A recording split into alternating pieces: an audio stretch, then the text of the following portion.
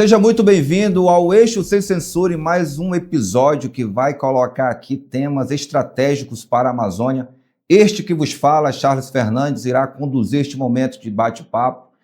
A pessoa que eu vou entrevistar hoje, ela gosta de fazer uma corridinha de manhã sempre cantando uns gritos de guerra. E um deles é mais ou menos assim, ó. A selva, selva. Muito bem-vindo à minha casa, Dan Câmara, deputado estadual. Satisfação imensa tê-lo aqui conosco, meu amigo. Querido amigo Charles, é um prazer poder estar aqui no seu canal, né, de comunicação que procura exteriorizar esse conteúdo, né, competências e temas relevantes para a população do estado do Amazonas, né? Enfim, perceber que você está bem atento aí ao nosso cotidiano, né? Selva, é lugar bom de se morar. Estamos aqui num lugar diferenciado, né? Na selva, mas, enfim, muito bem recebido. Obrigado pelo convite, obrigado pela oportunidade de estarmos aqui para conversar. Você está em casa por dois motivos. Primeiro, pela recepção, e segundo, que nós somos conterrâneos. Então, lá da nossa terra querida do Acre, aqui fazendo um trabalho legal na Amazônia. E a pergunta que eu vou começar para abrir a nossa discussão aqui é o seguinte: guerreiro de selva, de onde você vem? Eu venho lá da selva, resgatei o guerrilheiro.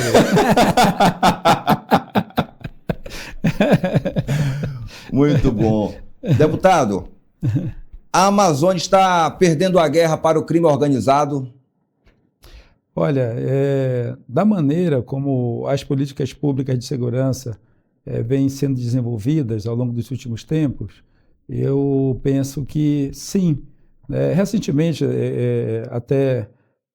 nós recepcionamos um comentário de um dos ministros do STF que dizia que nós estamos perdendo a soberania, né, da Amazônia, a soberania do nosso país, para as facções criminosas devido a essa invasão sem controle destas facções que promovem a violência que nós estamos vivenciando aí.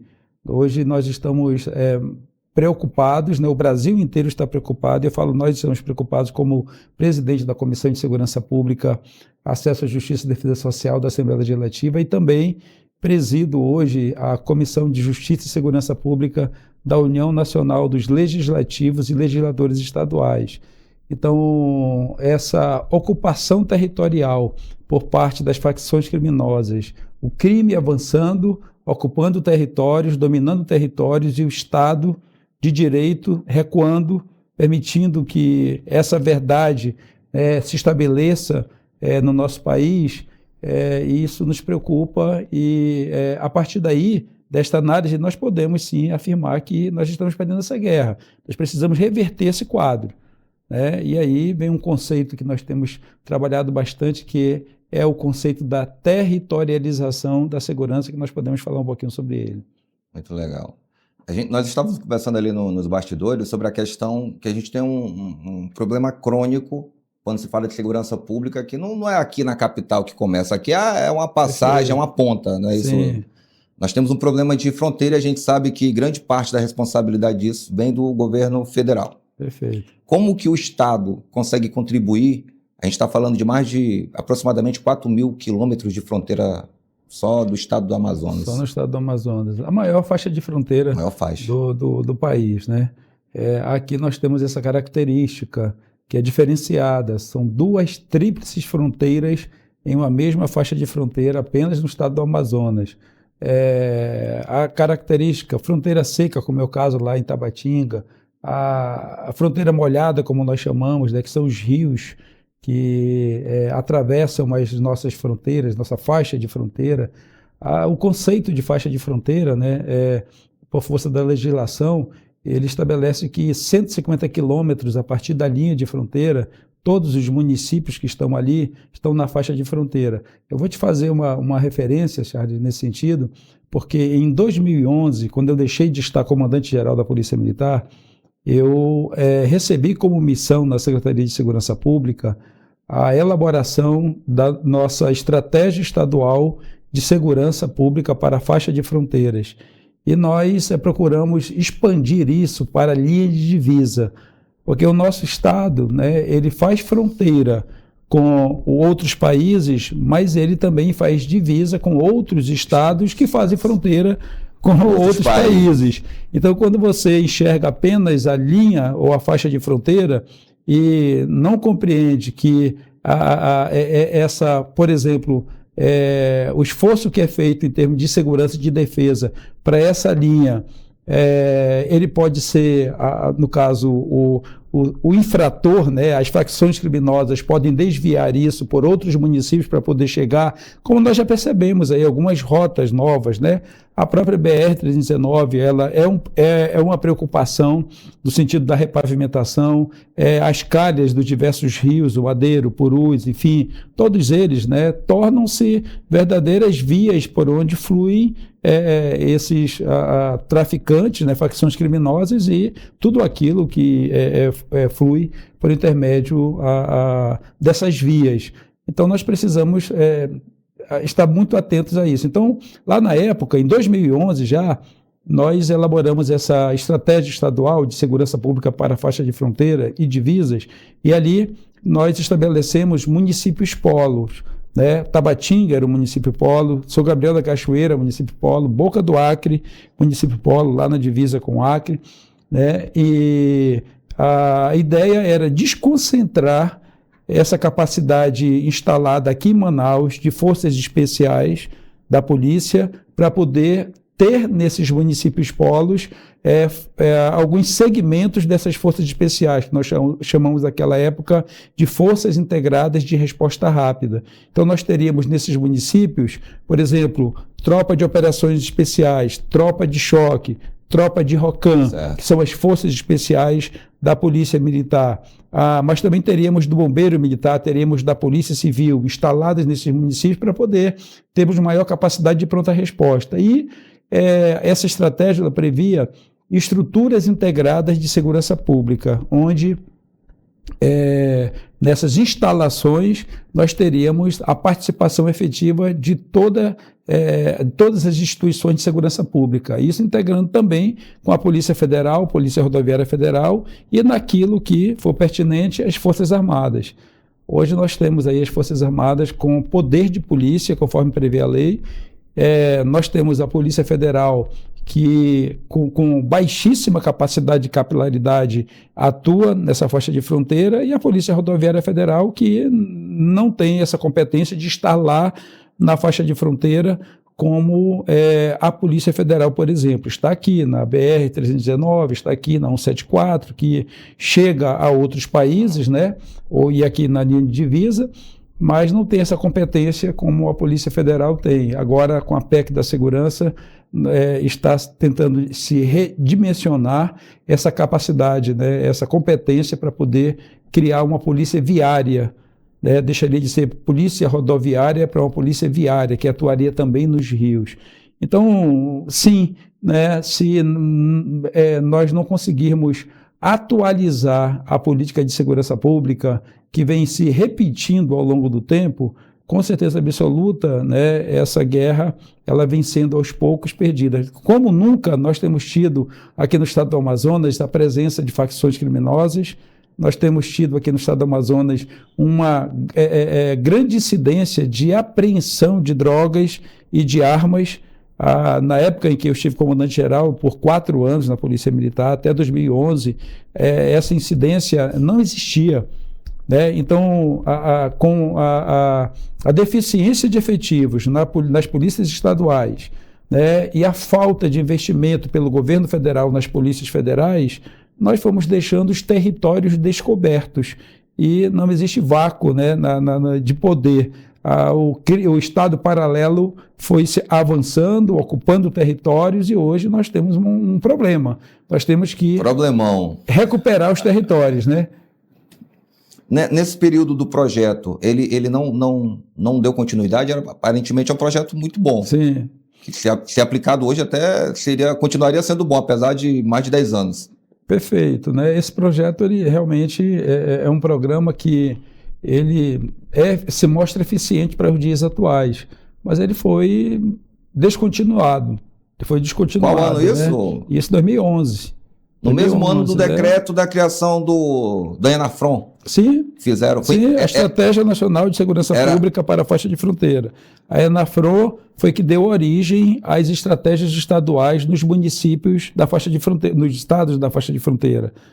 Então, o Estado do Amazonas concebeu, com base na ENAFRON, Estratégia Nacional, uma estratégia estadual, né, que foi validada pelo governo federal, mas que foi descontinuada. Por exemplo, naquela época, lá em Tabatinga, nós tínhamos um centro de comando e controle, né, concebido, e quando veio os centros de comando e controle para os grandes eventos, como é o caso do nosso centro de comando e controle aqui no estado, a interoperabilidade aconteceria entre os centros de comando e controle. Aqui de Manaus, nós conseguiríamos ver Tabatinga.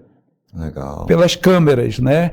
E isso, em algum momento, alguns ensaios nós fizemos, mas foi descontinuado. Quando você chega em Tabatinga, você não vai encontrar as câmeras operando. Em Benjamin Constant, de igual maneira, existe até um sistema de monitoramento, mas ele foi esquecido, né, abandonado e sucateado, e hoje não está funcional. Então, nós precisamos restabelecer, né, essa presença do Estado, tanto com tecnologia, quanto com efetivos, com capacidade operativa de prevenção, acima de tudo, né?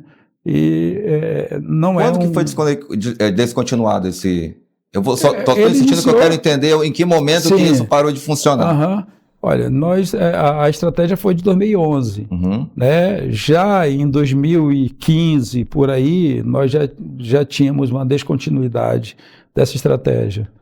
E tem alguma justificativa para isso? Financeira? Não foi dado como prioridade? Às vezes, isso tem a ver com governos, né?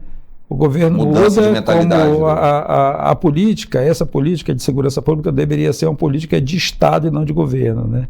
Segurança, educação e saúde precisa ser uma política de Estado e não de governo, né? Independentemente do presidente, independentemente do governador, do prefeito, a política precisa continuar, porque isso tem a ver com a qualidade de vida do cidadão, né? Então, em parte isso, a pessoa chega, identifica até que aquela política ela cumpre o seu papel, mas porque é algo de um governo anterior, né, é descontinuado, né? Bora inventar uma outra coisa, né? Entende? E aí, enfim... Poderia pelo menos mudar só o nome, né? Como alguns programas acontecem. Muda o nome, mas mantém ali o programa. O próprio Bolsa Família, né? Houve um momento que se mudou, né? Para o Bolsa Brasil, né? Enfim, isso incrementou de alguma maneira. Eu digo, isso, né? O Bolsa Família é um programa que se mostrou eficiente, né? Eu critico essa questão sempre do ponto de retorno, né? Até que ponto você... manter as pessoas dependentes, isso é bom para o Brasil, né? Nós precisamos ter esse ponto de retorno em que as pessoas que foram beneficiadas precisam ter responsabilidade, né, de sair desse programa porque conseguiram, né, desenvolver algumas habilidades e ter capacidade de ter emprego e renda sem depender, né, desse benefício do Estado, que tem a ver com alguém que precisa essencialmente desse benefício, né? Tirar a política de ONG, substituir pela política de Estado e dar oportunidade para aqueles que estão vindo lá. Perfeito, né? De uma forma que isso possa ser cíclico. Sim. Deputado, eu quero que o senhor fale um pouco da sua vida antes da sua trajetória política, que começou recente, né? A gente está falando aí, você assumiu em 2023, mas você teve uma carreira dentro ali como agente público. Gostaria que o senhor pudesse fazer um resumo dessa sua trajetória para a gente poder avançar, para quem está nos assistindo, compreender o que formou o comandante Dan hoje, deputado estadual. Perfeito. Charles, eu tive o privilégio, né, em 85, no ano de 85, eu sempre organizo a minha vida, minha trajetória em 3 períodos de 20 anos. Até a década de 80, eu estava ali, eu fiz colégio militar, o CMM, Colégio Militar de Manaus. Depois do colégio militar, eu servi ao Exército, né? Eu fui excedente do quadro do NPOR e servi na PE, Polícia do Exército. E na Polícia do Exército eu fiz o concurso, né? No ano de 85, eu fiz o concurso para a Polícia Militar. Naquela época, na Polícia Militar, um corpo de bombeiros militar, enfim, nós não tínhamos academia aqui no estado do Amazonas. Como a Academia das Agulhas Negras, por exemplo, no caso das Forças Armadas. Então, nós fazíamos o concurso e o estado ele tinha algumas parcerias com outros estados. Rio de Janeiro, São Paulo, Minas Gerais, Pernambuco, Rio Grande do Sul. E eu fiz o concurso público, saí do Exército e fui para o estado do Rio de Janeiro. Fiz academia no estado do Rio de Janeiro. No ano de 86 ingressei na academia e cursei até o ano de 88. São 3 anos internado, né? Nesse caso, nós passamos 3 anos estudando de manhã, à tarde e à noite para nos formarmos, né? Que é o nosso curso de graduação. A formação de oficial é equivalente à graduação na academia, né? Enfim. Continua assim ainda? Continua assim ainda, né? Na época, 23 anos, pelos meus cálculos aqui. Isso, né? Isso. Então, fiz o curso, né? De formação de oficiais na Academia do João VI, do Rio de Janeiro. Me casei lá, conheci minha esposa, Márcia. Formei-me em 1º de dezembro de 88, casei-me em 10 de dezembro e retornei para o estado do Amazonas. E a partir daí, eu, enfim, sempre fui muito voltado para essa parte de forças especiais, né? Eu procurei trilhar minha vida nessa direção. Atuei muito tempo na tropa de choque. Aí fiz o curso de Guerra na Selva, fiz o curso de Operações Especiais, no SIGS, fiz 92/3, meu número de guerreiro de selva é 1918, né? Aí fiz o curso de Operações Especiais no estado do Paraná, o curso de Ações Táticas Especiais fiz aqui mesmo, e, enfim, tenho diversos cursos, fiz o curso de Operações Aquáticas no estado do Rio de Janeiro, foram 9 meses de curso, no ano de 91, quando nasceu meu filho. Meu filho nasceu no estado do Rio de Janeiro. Casei-me lá, meu filho nasceu lá durante o curso, que foram 9 meses. Isaac nasceu em setembro, eu me formei em novembro, no curso de Operações Aquáticas, no Grupamento Marítimo, estado do Rio de Janeiro. E, enfim, né, fiz outros cursos nesse sentido, e em 2004 eu comandava o batalhão de choque aqui, quando nós recebemos em Manaus uma comitiva da Secretaria Nacional de Segurança Pública, que estava implantando a Força Nacional de Segurança Pública. Legal. E eles fizeram uma visita lá no batalhão de choque, ali no Distrito Industrial, hoje, onde é a ROCAM, ali era o batalhão de choque. E viram como o batalhão estava estruturado, gostaram do que viram. Eu tinha desenvolvido um manual, eu sempre gostei de escrever algo, metódico, né? Por aí. E um manual de técnicas especiais de abordagem, como abordar em momentos de crise. Eles gostaram do que viram e entenderam que aquele manual era aplicável à formação da Força Nacional, e eu passei a estar compondo a equipe embrionária, né, de formação da Força Nacional, a partir de 2004. E passei a estar mais em Brasília do que aqui, na Academia Nacional de Polícia, da Polícia Federal, onde ali acontecia a formação. E aí, 2004 isso. Quando foi ainda em 2004, em outubro, a primeira missão da Força Nacional aconteceu, foi no estado do Espírito Santo. Nem existia o decreto criou o Programa de Cooperação Federativa, denominado Força Nacional. Ele foi um decreto de novembro de 2004.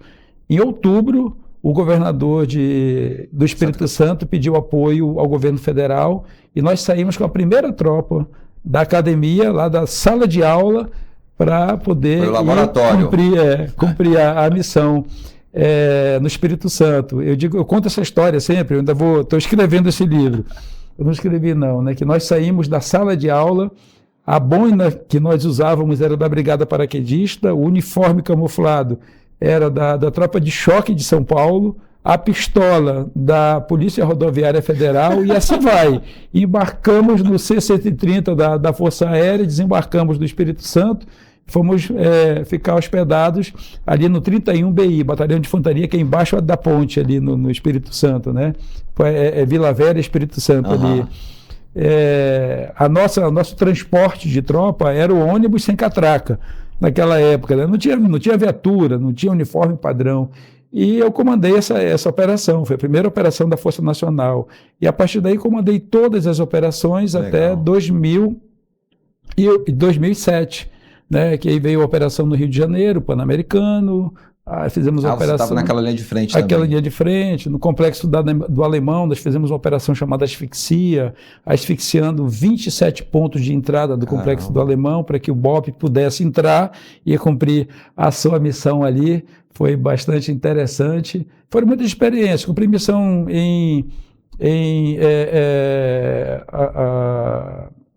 no Espírito Santo, depois nós cumprimos missão no Mato Grosso. Depois voltamos para o Rio de Janeiro, aí Pan-Americano, Pan-Americano, Mundial de Judô. Eu lancei uma outra operação no Maranhão, chamada Carcará, uma operação no entorno de Brasília, que existia uma incidência muito forte de homicídios ali, e aí era uma área meio que cinza, né? Nem o Distrito Federal ocupava e nem Goiás ocupava. E ficava uma área cinza ali onde a criminalidade predominava. Era como uma faixa de fronteira, uma linha de divisa. E nós fomos para uma operação ali. E aí, em novembro de 2007, então governador do estado me convocou para retornar para o estado do Amazonas e para comandar a Polícia Militar. Eu retornei e assumi a Polícia Militar em 2008. Aí, 2008, 2009, 2010, 2011... estive comandante-geral, depois fui para a Secretaria de Segurança Pública para essas missões, uma delas a estratégia estadual de segurança, a faixa de fronteiras, depois a operação de segurança para a Copa do Mundo de 2014, certo. Depois Jogos Olímpicos de 2016, e fiquei no CICC, na Secretaria Adjunta de Planejamento e Gestão Integrada, que está aí, é um legado dessa história nossa, até 2018. Foi criação do seu período de comando? Sim, no período, né? Nós instalamos o CICC, trouxemos a tecnologia, e aplicamos a doutrina de planejamento e de gestão e de operações integradas. Essa doutrina, nós criamos a doutrina, manualizamos a doutrina. E em 2018 eu deixei de estar lá porque nós tínhamos lançado um projeto em Figueiredo, o mesmo modelo. Nós apresentamos para prefeitos e o prefeito de Figueiredo, ele pediu que nós implantássemos lá. Ele resolveu comprar a ideia. Legal. E aí nós implantamos em 2017, em 2018 eu deixei de estar secretário de Estado, aí fui comandar esse projeto lá em Figueiredo. E aí chegou em 2020, quando eu fui convidado para esse universo político aí, né? Esse desafio, aceitei o desafio e fui eleito. E aqui estou. Foi publicado nas redes sociais que o deputado Silas estava aqui. Sim. Aí um seguidor falou: olha, chama o deputado comandante Dan, que eu trabalhei com ele lá em Presidente Figueiredo, ele é um trabalhador nato, chama ele que ele é bom de papo. Eu falei, ele vai estar com a gente lá na próxima semana. Obrigado, cara. Foi uma experiência ótima, viu, Charles, lá em Figueiredo. Eu gostaria que você compartilhasse um pouco melhor desse case lá, sim. Se possível. Olha, com certeza, eu sou muito empolgada com aquela vivência lá, daquele momento, viu? Porque eu mesmo não acreditava muito que esse modelo pudesse dar certo, sabe? Devido à história toda, né? Quem é policial vê com muito ceticismo, sabe? Essa questão da desconcentração do modelo de segurança. A criação de guardas municipais, por exemplo, né? Vê com uma certa preocupação. Mas quando nós fomos para lá com muita responsabilidade ao implantar o modelo, eu fiquei apaixonado por aquilo, porque nós tivemos capacidade de estruturar um plano, né, de ordem pública. Primeiro que a secretaria não era uma secretaria de segurança, era uma secretaria municipal de ordem pública e segurança. E aí eu sempre costumo conversar com as pessoas nesse sentido, que eu prefiro tratar de segurança a partir do conceito de ordem pública. Porque ordem pública, né, é salubridade, é tranquilidade e é segurança pública. Então, não há pilares. Os pilares. Você não há como desconectar isso, entendi, né? Se você trafega ou anda por uma rua, caminha por uma rua que é mal iluminada ou que é cheia de lixo, ali existe um ambiente propício para a insegurança, para a prática do crime. né? O criminoso, se tiver uma opção da escuridão, ele vai praticar o crime no escuro, não no claro.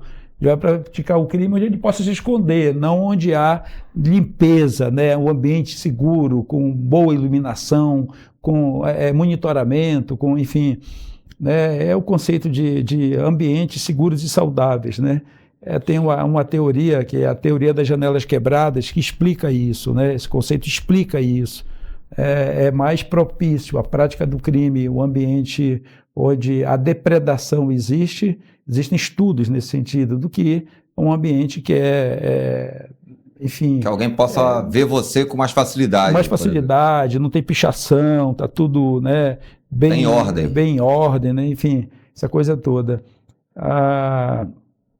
E lá a gente implantou exatamente isso, né? Eu vou te fazer assim, uma referência. Certo. Quando nós implantamos o Centro de Comando e Controle, é o primeiro sistema montado no estado do Amazonas que capturava, trabalhava com ACR, sistema de monitoramento com ACR, com algoritmos, né, que capturava as placas e identificava a placa, foi montado em Figueiredo.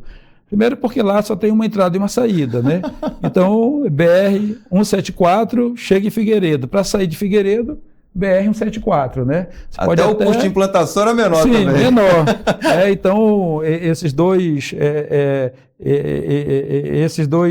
locais de monitoramento, eles foram muito efetivos. A Polícia Rodoviária Federal, naquele tempo, ela recorria ao sistema de comando e controle local para poder identificar placas de veículos. E nós conseguimos implementar ali. Então, existia uma comunidade chamada lá, não sei se você vai a Figueiredo sempre, mas no quilômetro 165, 65 quilômetros de Figueiredo, da sede, tem um ramal chamado Rumo Certo. Ali tem 3 comunidades, Boa União, Novo Rumo, né, e a Cacaia. E ali acontecia 80% dos homicídios de Figueiredo. Caramba. 80%, é claro, isso não é, quantos homicídios? 8, 10, enfim, mas era 80% dos homicídios de Figueiredo, né? E nós implantamos ali um protótipo de sistema de monitoramento com presença da Guarda Municipal, implantamos a base que eu chamei de BOP, o I no final, não E no final, mas a nomenclatura fazia uma relação para poder deixar o vagabundo... Se o malandro não fosse estudado, ele ia ter né? Então, ali a Guarda Municipal presente, fazendo rondas comunitárias com sistema de monitoramento, quando necessário, apoiado pela Polícia Militar. Zeramos a ocorrência. Zeramos as ocorrências. Tinha um outro, em Figueiredo mesmo, uma comunidade, resultado de uma invasão chamada Portelinha, que naquela época a FDN estava ocupando aquela comunidade, né? Enfim, a família do Norte, né? Ocupando aquela comunidade e ninguém entrava. O guarda municipal, para entrar na comunidade de moto, tinha que tirar o capacete e se identificar por traficante. Era tipo assim... Nós entramos lá, iluminamos tudo, colocamos sistema de monitoramento, nós temos essas imagens guardadas, né? No dia seguinte, na madrugada, os vagabundos, tudo saindo com a geladeira, com fogão na cabeça, vazaram de lá, né? Eu andava naquele lugar, todos os dias de manhã, o meu trajeto era por ali, eu ia a pé, sozinho, desarmado e andava, porque assim, né? Se você diz que o lugar é seguro, então, vá lá, né? Visite, frequente, né?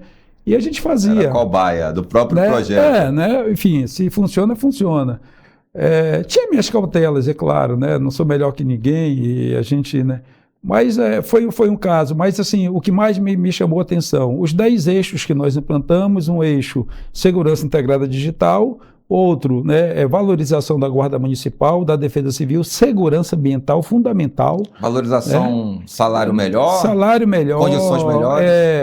Treinamento, melhores condições de trabalho, trabalhar a autoestima, né, do guarda, né, enfim, e esse modelo de planejamento e segurança integrada. Então foi muito bom, né? E também essa parte do planejamento integrado e da participação comunitária. Nós fazíamos agenda em todas as comunidades, ouvindo a comunidade e com ela construindo soluções. Vou lhe contar um caso concreto. Por exemplo, nessa comunidade chamada Rumo Certo, existia ali uma base um ponto de recepção dos produtores rurais, que vinham da Cacaia, produtores de banana, de outros, enfim, produtos, e traziam suas produções para um local onde os barcos ficavam ancorados ali, um galpão, né? E ali, por exemplo, tinha um banheiro.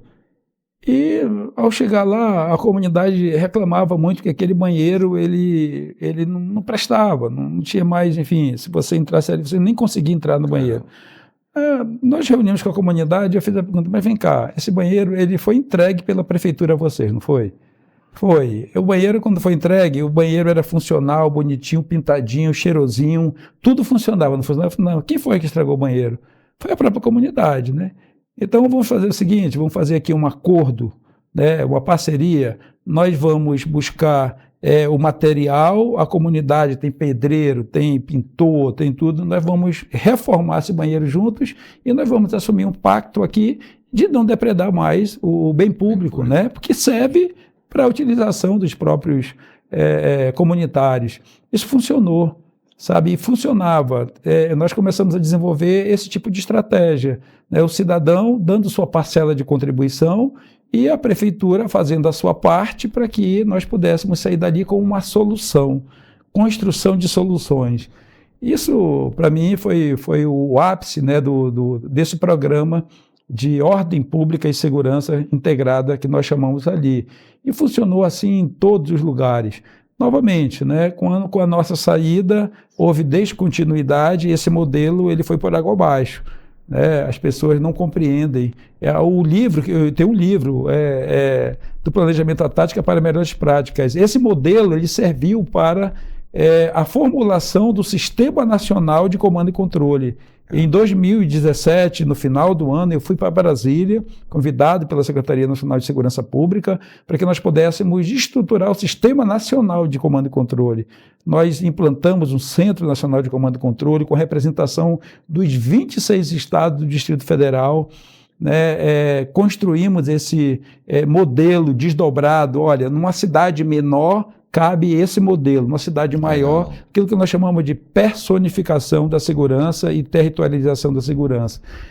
Então, Charles, a experiência é muito grande, né?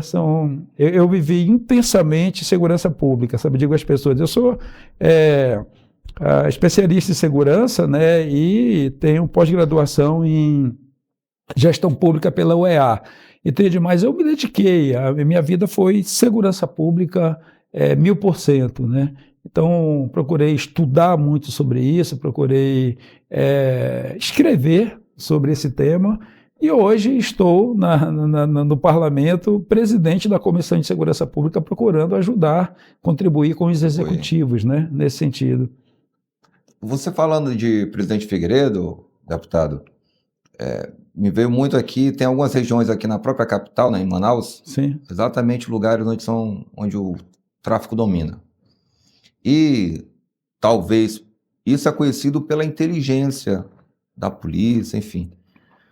O que falta para ir lá, colocar uma base, para desconstruir essa ação no seu ponto de vista político? E também de comando policial, é a visão de quem está no comando. O que falta no seu ponto de vista, no ponto de vista do deputado? Charles, eu penso que a pior coisa que existe é você trabalhar reativamente, né? Você permitir que aconteça para depois tentar correr atrás do prejuízo. Eu sou um crítico dessa prática. Enfim, se é boa ou se é má prática, eu entendo que é uma má prática e sou crítico dela. Eu penso que nós precisamos, qualquer política pública, na saúde, precisa ser assim, é melhor prevenir que remediar. A prevenção é mais barata que, né, o tratamento curativo. Na educação, de boa forma, se a gente abrir mão da educação, a gente vai depois ter que punir nossos jovens, adolescentes, porque nós não educamos nossas crianças. Na segurança é a mesma coisa. Se você permite que o banditismo, a criminalidade domine territórios, depois fica difícil você retomar. Então nós fomos perdendo capilaridade. Eu posso citar, eu vou dar um exemplo de como fazia, para não parecer que eu quero criticar. Certo. Aliás, eu quero fazer aqui uma referência, por exemplo, quando eu assumi o mandato, fui empossado, eu comecei a falar de segurança pública. Eu digo sempre para as pessoas, olha, é impossível deixar de falar de segurança pública, porque é só minha vida, né? E eu lembro que alguns críticos pontuaram que eu estava falando de segurança pública porque eu queria assumir a Secretaria de Segurança. E eu falei, olha, então eu vou dizer aqui para vocês, foi a plenária e disse aqui, olha, se o governador me convidar, eu já estou dizendo aqui que eu vou rejeitar. Entende? Não só é pela disso, gracinha, só pela graça, sabe? Então, e passou, e eu estou aqui hoje, e, enfim, né? Mesmo que tivesse sido convidado, houveram alguns ensaios, né? Eu jamais teria aceitado estar nessa condição.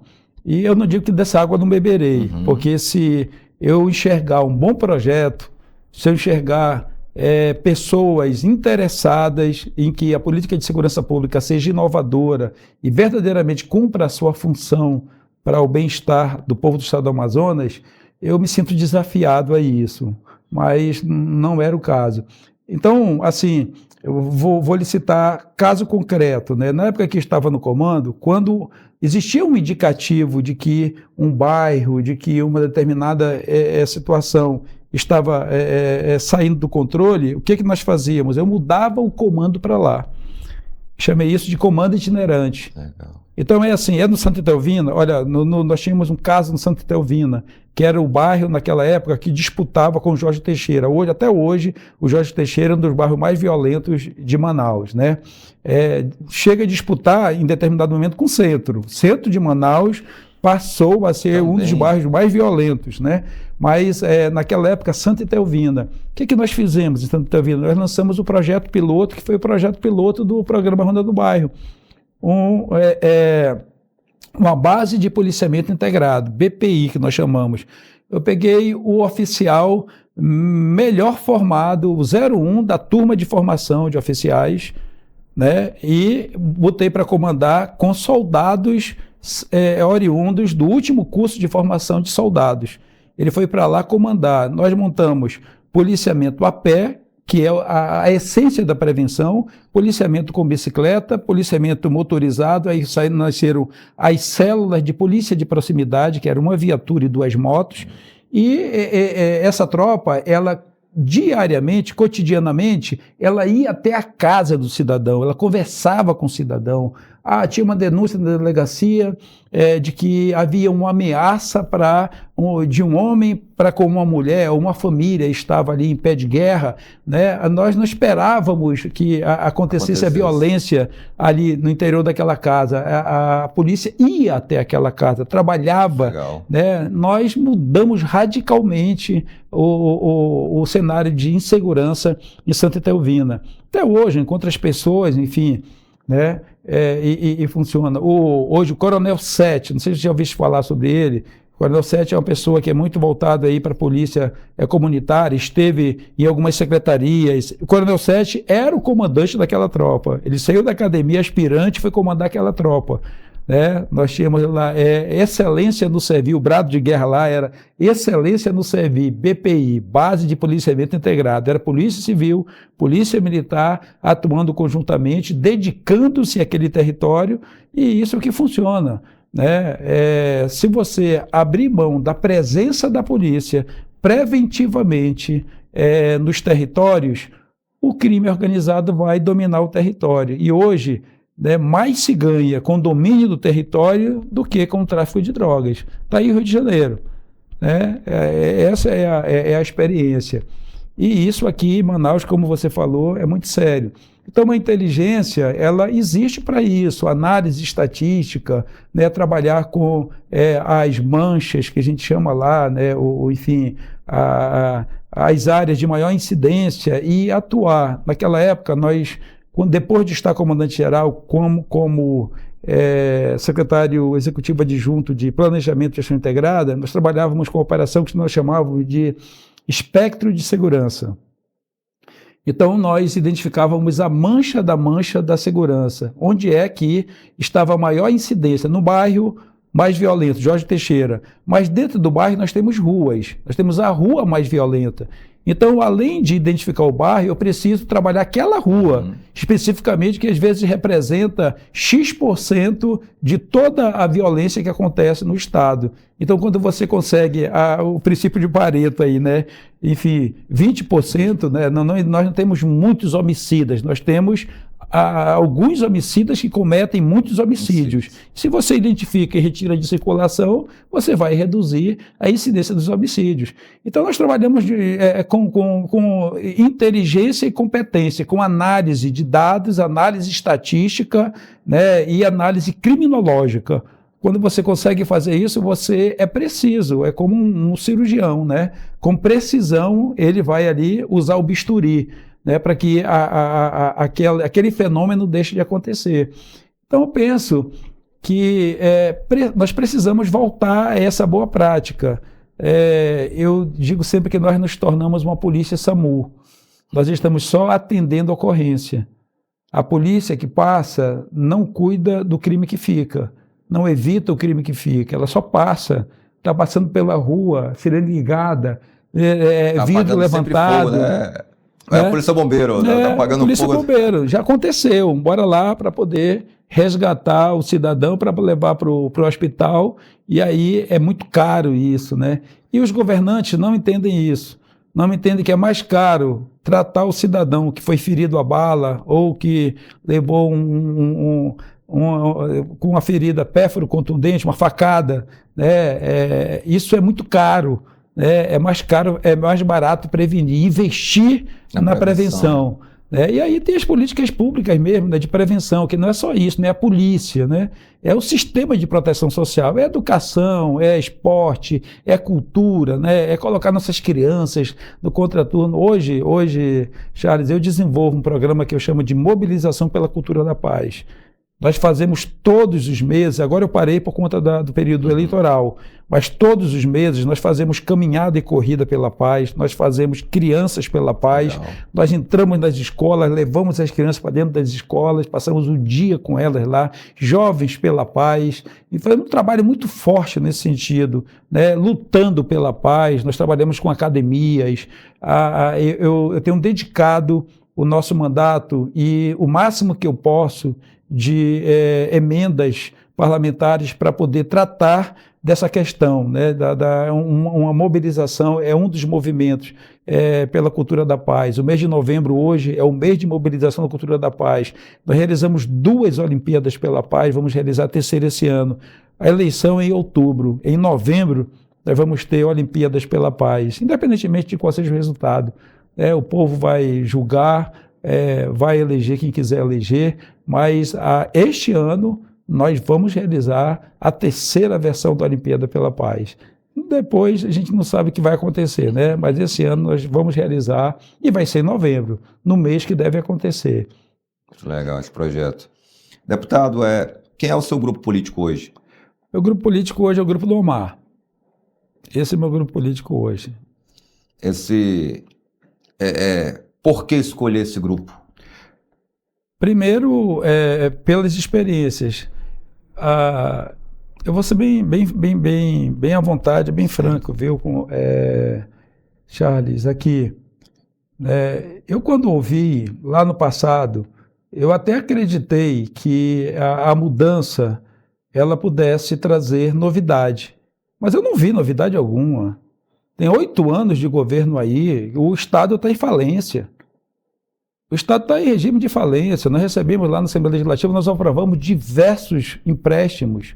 E esses empréstimos eram carimbados. Vai melhorar a educação, vai melhorar a segurança. Eu visito as escolas, eu trabalho dentro das escolas. Eu não sou presidente da Comissão de Educação, eu sou de segurança.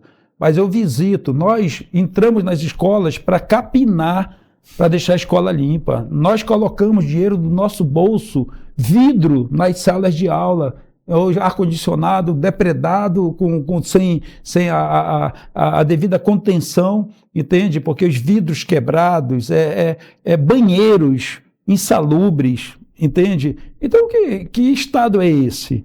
que sequer, né, estrutura educacional procurou primar, né, preservar para que os nossos alunos estejam em locais dignos. Quando se fala de segurança, a mesma coisa, nós estamos com a metade do efetivo. Quando eu deixei o comando da polícia, nós tínhamos 10 mil homens na Polícia Militar, empregados, 10 mil homens, isso em 2011.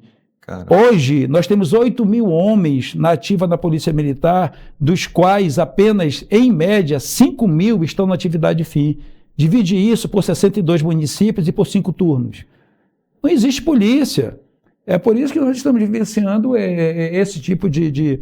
Então, eu não tenho motivos. Por isso que o rato está fazendo a festa. Entende? Então, eu não tenho motivos para aprovar, para aplaudir. E olha que eu tentei.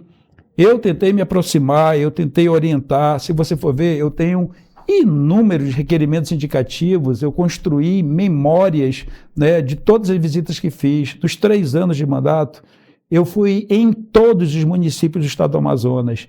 Ninguém conseguiu estruturar uma memória, um diagnóstico situacional da segurança no nosso estado como eu consegui estruturar. Nós realizamos 3, 4 seminários de segurança inovadora. Nós temos as maiores autoridades aqui, mas nós criticávamos, mas nós apresentávamos solução. Mas nunca fui recebido para poder tratar desse assunto com responsabilidade. E eu não trabalho com quem quer brincar comigo. Sinceramente, eu tenho essa característica.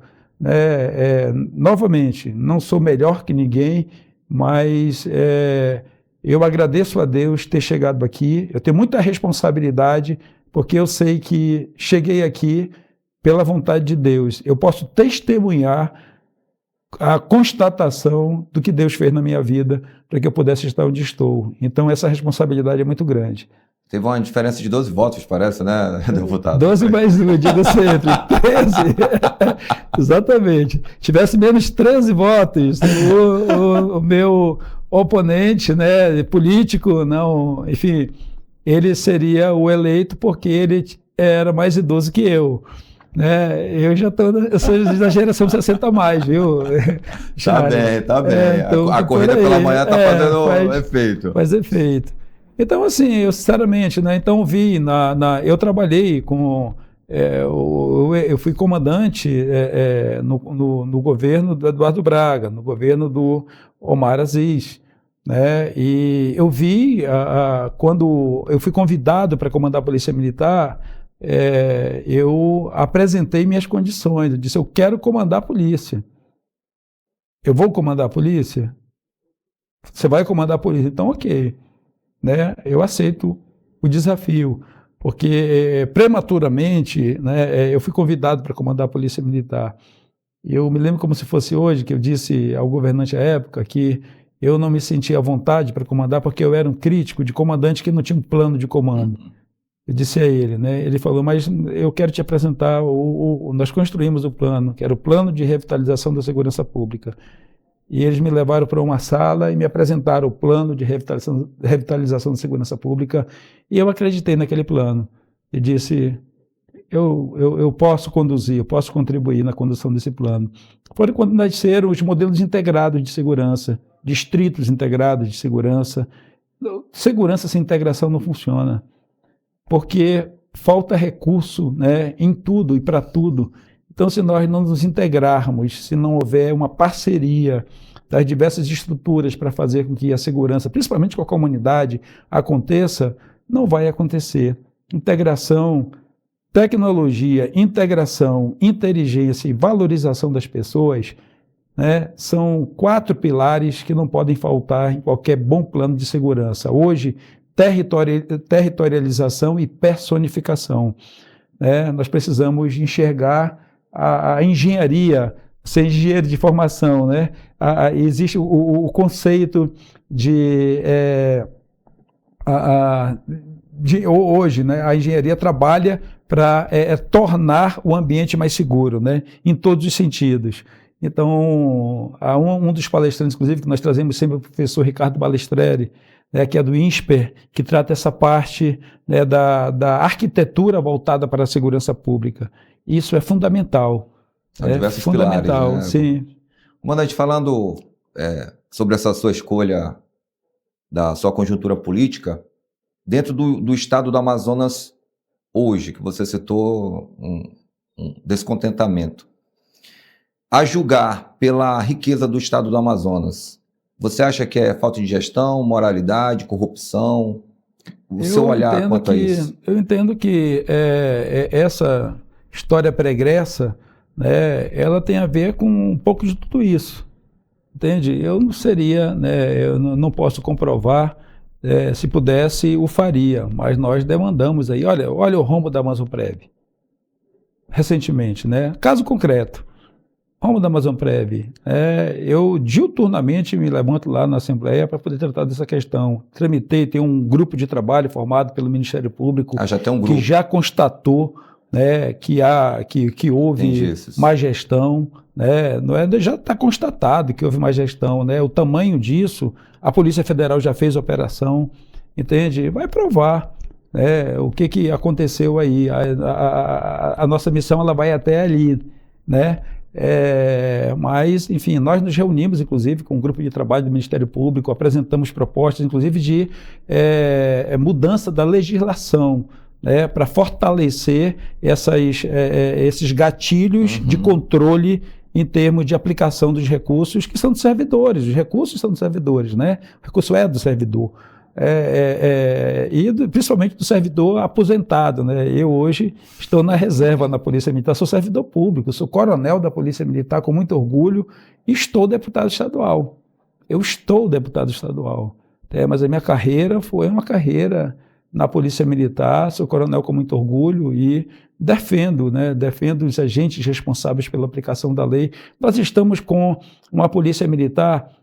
Quando eu assumi a Comissão de Segurança, eram 5 datas bases vencidas.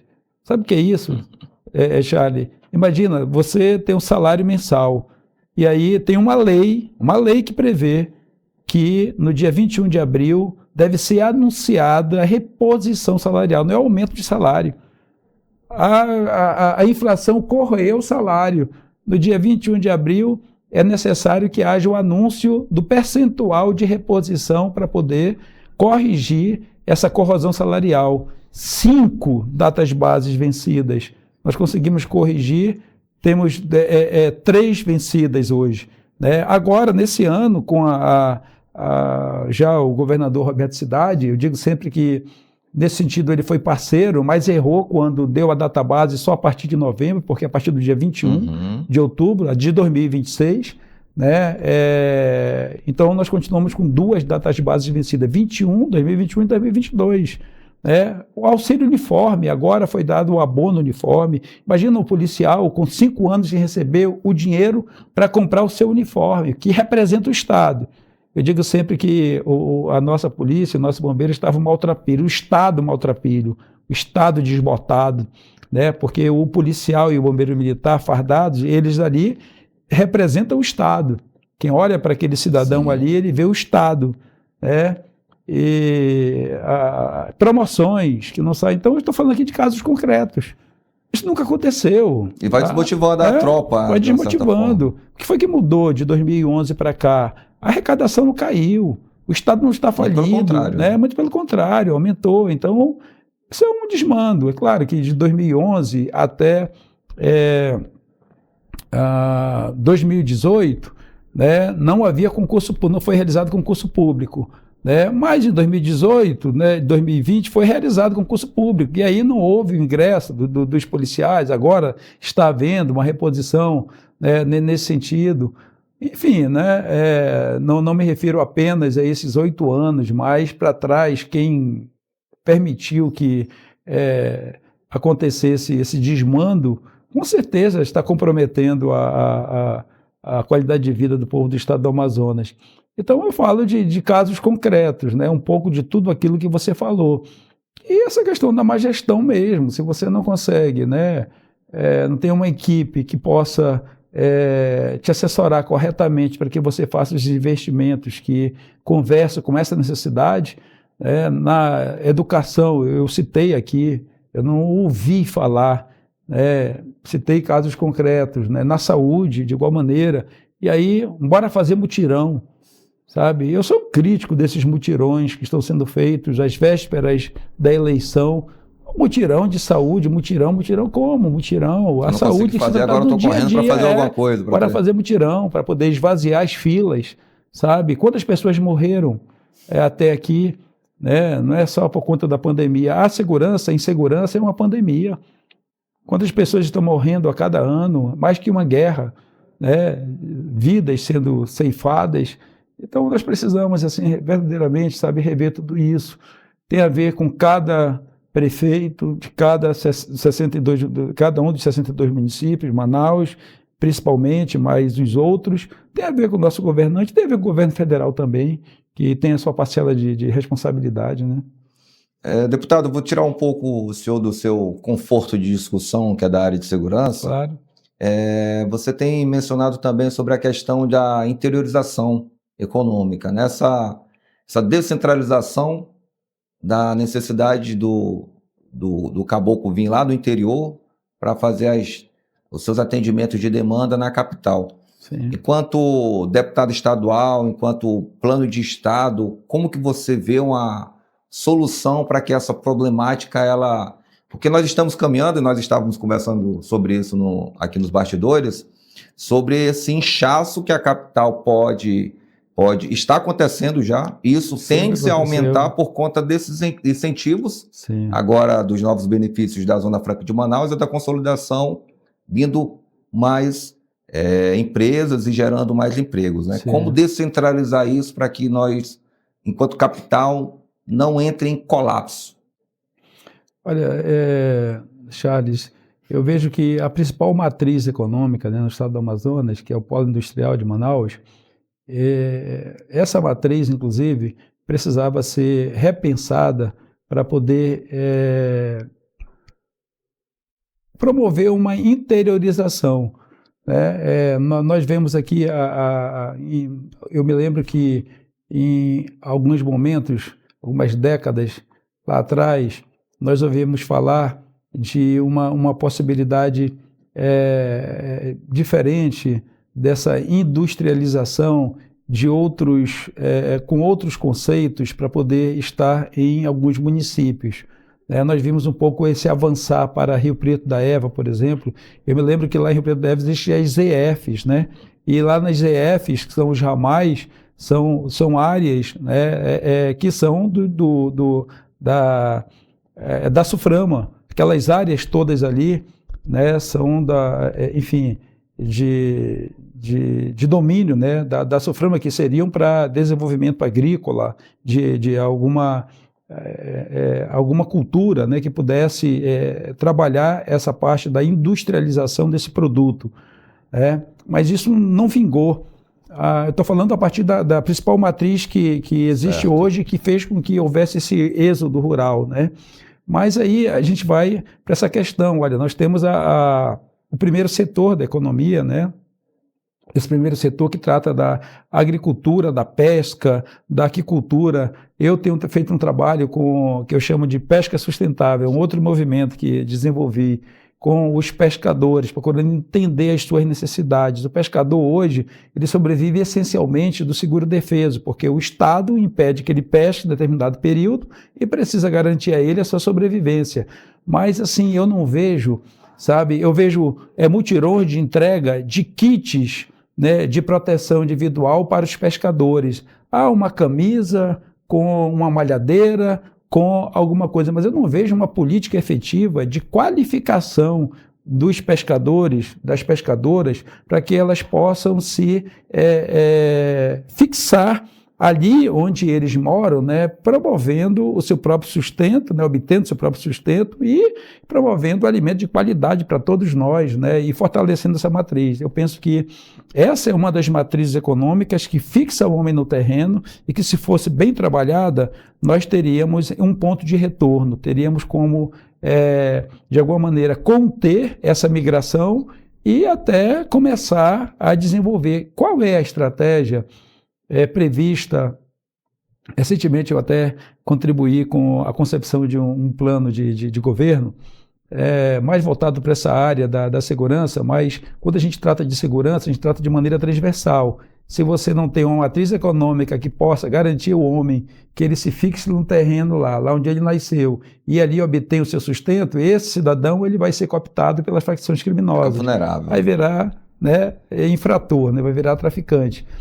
Então, é um conjunto de ações transversais que precisam estarem presentes nos territórios de maneira personalizada. Então, assim, né, qual é a estratégia de ponto de retorno? Sabe, nas políticas todas, nos planos, talvez até quem esteja nos assistindo depois vai poder repensar isso, o plano de governo, né? Assim, qual é o ponto de retorno? Olha, vamos trabalhar uma política onde a gente consiga identificar uma estratégia com um ponto de retorno para enxergar essa reversão dessa migração, né? Esse êxodo muito forte para a capital, ele ser contido e até nós começarmos a perceber o inverso, né? O êxodo para os municípios, da capital para os municípios. Não? Então, se não for trabalhado uma política muito séria, agora recentemente nós tivemos aí a identificação de terras nobres, né? Aqui no nosso estado, tivemos aí essa questão ali no Altazes do potássio, enfim, e outras variáveis que existem. É muito difícil tudo isso, sabe? Você não tem infraestrutura necessária quando você vai para um município onde há uma produção extraordinária, por exemplo, como é o caso do açaí. Você vê em outros municípios, você vê uma produção extraordinária de pimentão, de pimenta. Presidente Figueiredo mesmo. Quem é que está ganhando dinheiro com isso? O atravessador. Não tem uma política de escoamento, uma política de fortalecimento, de assistência técnica, sabe, que possa fazer com que aquele cidadão ele possa se fixar ali, promover emprego para outras pessoas, para suas próprias famílias, e o atravessador está ficando rico. Todo ano troca de carro, né? Eu digo que é uma política de escravidão. Eu até comecei a desenvolver um projeto que eu chamei de Semeando Amor, porque fui numa comunidade, e nessa comunidade tinha lá vários galpões abandonados, e as famílias que estavam lá diziam, olha, a gente não tem o que fazer, porque nós estamos devendo para o atravessador.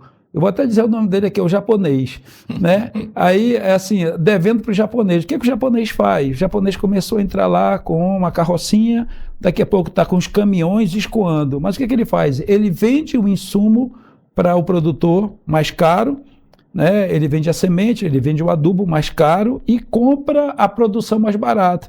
Então, o produtor está sempre devendo para ele. É um regime de escravidão. Só deve para ele. Olha o ciclo. É o ciclo, né? Vicioso, né? Não virtuoso, né? Vai fazendo isso e aí chega um ponto que o produtor ele não tem mais como comprar. Ele só deve para o atravessador.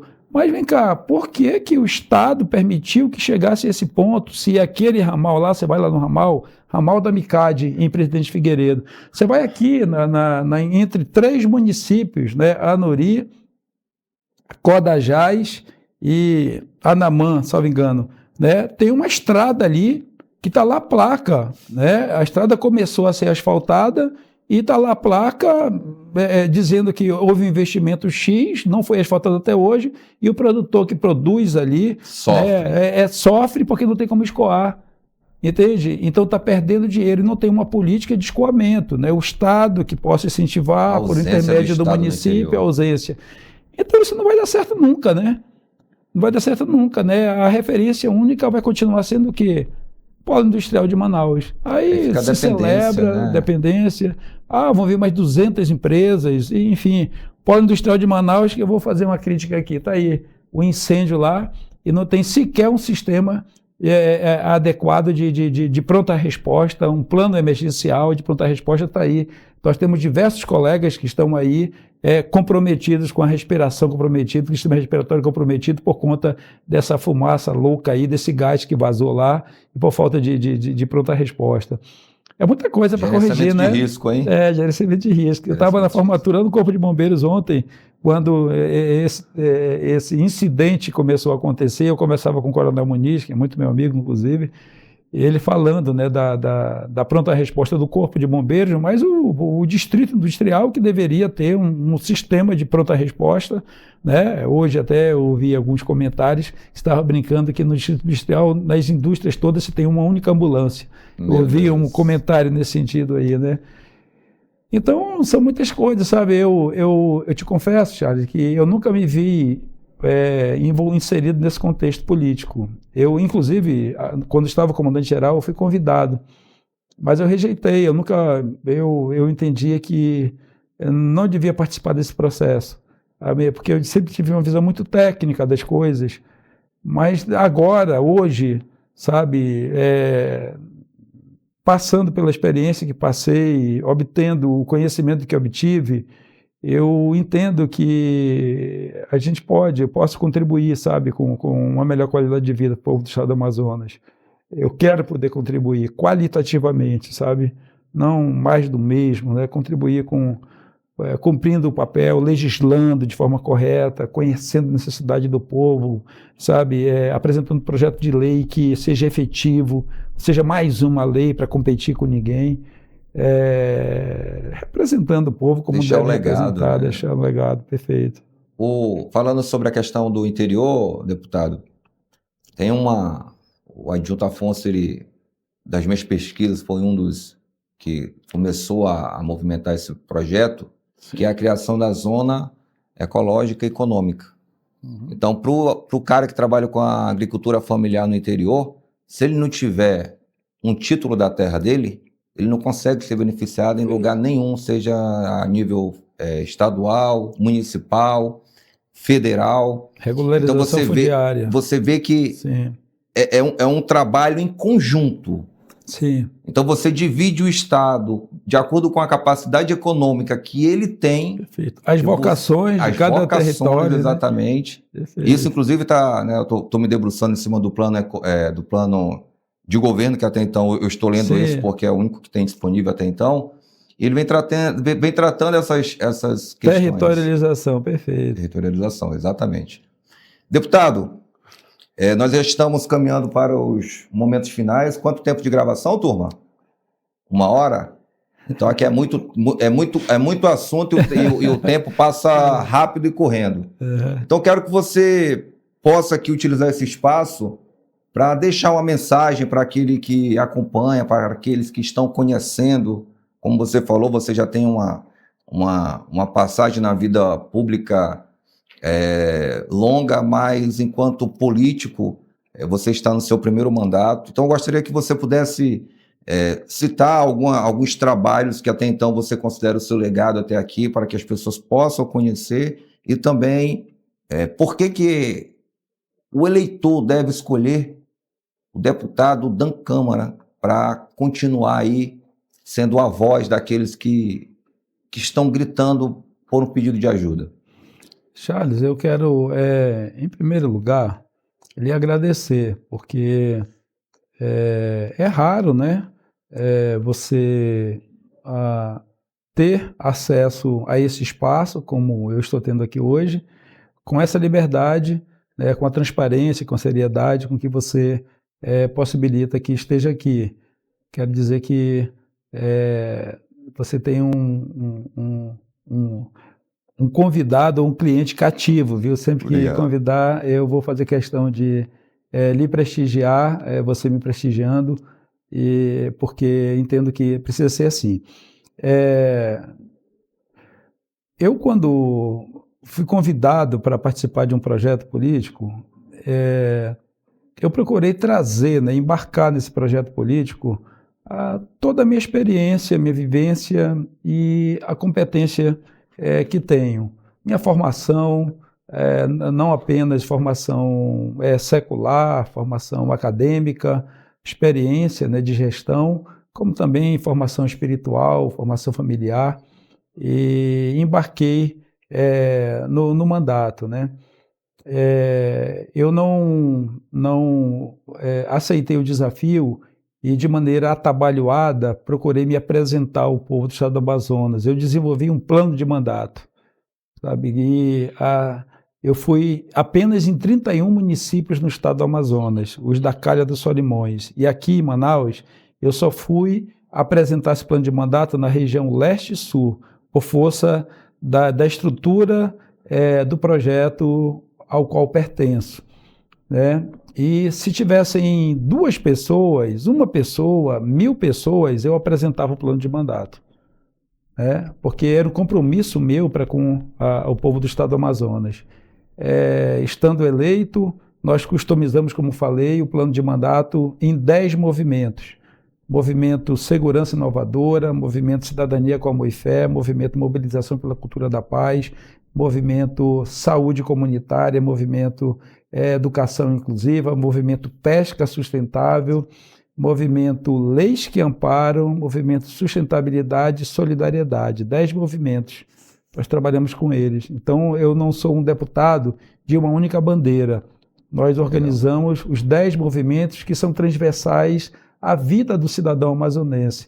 E eu posso afirmar, graças a Deus, que após vivenciar 3 anos e meio de mandato, eu sou o deputado que mais se destacou nos 3 anos e meio relatório da Assembleia Legislativa, ocupando a plenária com assiduidade, sem deixar de visitar os 61 municípios do estado do Amazonas e as 6 regiões administrativas de Manaus ao longo desses 3 anos. Em todos os municípios, pelo menos 3 vezes ao longo dos 3 anos. Então, esse é um outro diferencial, né? E como legado, eu deixo aí quase 90 leis que conversam, por exemplo, com educação, a lei que é inédita no país, que é a lei do plano de segurança nas escolas. Nós temos uma lei que estabelece que toda escola pública deve ter seu plano específico de segurança, não é um plano geral.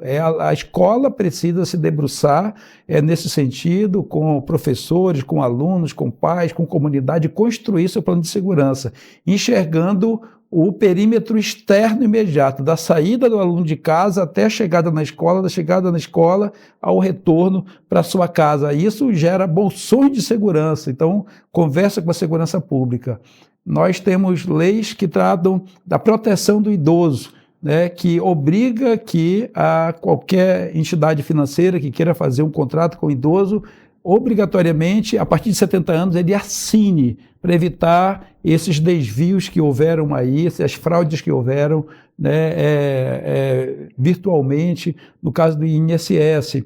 Nós temos leis que tratam de segurança hídrica, né, onde a lei estabelece que o cidadão amazonense ele deve ter como direito água potável em quantidade e com qualidade necessária. Eu fui em todos os municípios, eu fiz uma descida na Calha dos Solimões, 21 municípios, mais de 40 comunidades, em nenhuma delas nós temos água potável com quantidade e com qualidade suficiente para aquela comunidade consumir. Isso é um absurdo. No estado como o nosso, isso é um absurdo. Por isso que eu falo do desmando, né? Então, no caso do legislativo, né, nossas emendas, nós destinamos, se você for em qualquer unidade de saúde de Manaus, do SECOM até a unidade básica de saúde, ali tem emenda nossa, para poder melhorar a qualidade do atendimento ao cidadão. Em escolas públicas, na segurança pública, de igual forma, no Corpo de Bombeiros. No Corpo de Bombeiros nós tínhamos há décadas um Corpo de Bombeiros que não tinha uma torre para fazer o treinamento dos bombeiros militares. Hoje, emenda nossa, está lá no Distrito Industrial uma torre concebida. Quando vai para a segurança, para a saúde, para a qualidade de vida, em todos os sentidos, enfim, né, na mobilização pela cultura da paz, de igual forma. Então, nossas pautas são essas. Eu penso que o melhor que eu podia fazer, eu fiz para que o povo do estado do Amazonas possa me avaliar. No dia 4 de outubro, todos nós seremos avaliados, né? E fico à disposição do povo do estado do Amazonas. Eu estou preparado para o pior cenário. Eu já estava, porque eu já estava aposentado, estava com a mochila na costa, né? Queria curtir um pouco mais a vida. Estava caçando o problema. Caçando, mas aí de repente, né? Ei, com foco na direção, né? Quem é, né? É a selva da caveira, da paz, da selva, da fé. Enfim, a gente vai. E aí, de repente, Deus foi lá e me pegou de novo, né? E falou, não, eu tenho missão para ti aqui, né? E o povo, né, validou e hoje eu estou aqui. Então, eu fico à disposição. Eu acredito que eu hoje faço parte dos parlamentares mais efetivos, com um capital de conhecimento, de produção, que enobrece a Assembleia Legislativa, que entende que a Assembleia Legislativa precisa ser autônoma, não pode ser puxadinho de qualquer governo, não pode ser puxadinho, e eu tenho vivenciado experiências terríveis na Assembleia Legislativa, quando a gente tenta emplacar uma emenda a peças orçamentárias, que a gente vê que o trem passa assim, por cima da gente de qualquer jeito, impede que seja feito. Então, eu me tornei uma pessoa apaixonada pela representatividade e quero poder, se o povo do estado do Amazonas entender assim, continuar um pouco mais, né, desenvolvendo essa missão. Muito bom, muito bom. Só abrindo parêntese, deputado, durante o período de estiagem, um dos maiores problemas no interior não foi o alimento, foi a água potável. Água potável. E eu vi isso na prática e fiquei abismado, porque a gente fez essa comunidade que eu estava comentando, a gente fez uma movimentação para levar água potável lá e eu achei isso... Perfeito. Absurdo. Sim. Em pleno século XXI. É a famosa frase. Perfeito. Por isso, em pleno século XXI, como pode? Então, só abrindo aí um parênteses para complementar. Minha audiência querida, eu quero muito agradecer a todos vocês. Esse programa ele é feito para informar, para educar, para trazer liberdade, discussão, entendimento, independente se é de direita, se é de esquerda, se é de grupo político X, Y ou Z, a discussão aqui é no campo das ideias. Então, se o cara senta aqui e ele não tem ideia, vai ser uma discussão vazia, porque a gente não vai trazer aqui discussões ideológicas, porque isso nunca fez evolução municipal, estadual, federal ir para lugar nenhum. Então, a discussão é sempre no campo da ideia. E eu quero agradecer aqui a Formen, que sempre disponibiliza um traje elegantíssimo, que está uma das parceiras nossas desde o início. Eu costumo falar, deputado, que a vestimenta aqui é em respeito aos convidados que aqui sentam e àqueles que nos assistem. Então, isso aqui, todo esse preparo, a equipe, todo esse movimento que acontece é para a nossa audiência, para tentar buscar levar a educação. Mas o recado, siga-nos nas redes sociais, @Eixo Norte Notícias, com muita gratidão que no mês de junho nós batemos aí 48 milhões de visualizações. Isso é de fato um feito incrivelmente maravilhoso de uma equipe que trabalha de forma estratégica e dedicada. Então todo esse trabalho é realizado para levar o melhor de informação. E eu costumo falar aqui, deputado, que talvez nós sejamos o único portal, o único canal de notícia independente da região norte do país e talvez o único aqui de Manaus, com a estrutura que nós temos hoje. Então, eu só tenho a agradecer a nossa audiência. Eu espero você, até a próxima. Certamente você estará aí nos acompanhando e prestigiando. Eu, Charles Fernandes, estarei aqui para levar um conteúdo de qualidade para aquele que nos prestigiam. Forte abraço e até mais.